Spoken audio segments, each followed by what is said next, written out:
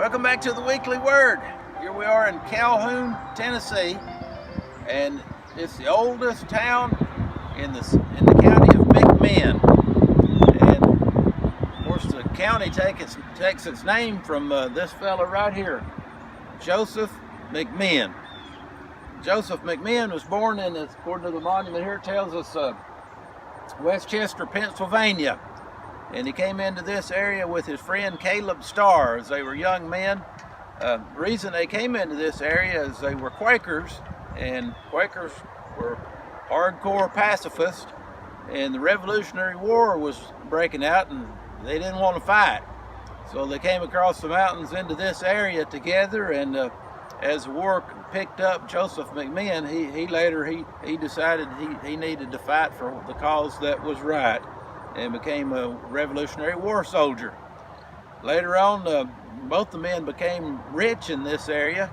Caleb did so by farming, and Joseph McMinn did so by, he got involved in politics and things, and he became rich, an Indian agent.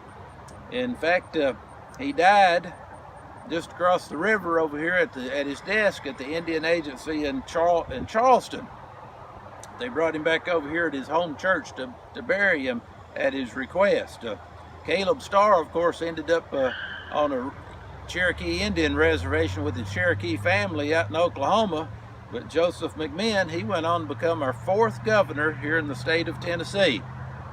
When he ran for governor, I guess showing he did have a servant's heart, he didn't want to run for governor and didn't have any intention to. But there was already 4 people running for the office. But at the last moment, they brought him a stack of papers. It was a petition that all these people had signed asking him to throw his hat in the ring. And he did, and he never thought he would actually win, but he did win and become governor of Tennessee. After his term as governor, he came back in this area and attended the Presbyterian Church here in Calhoun and lived here in Calhoun at the time of his death.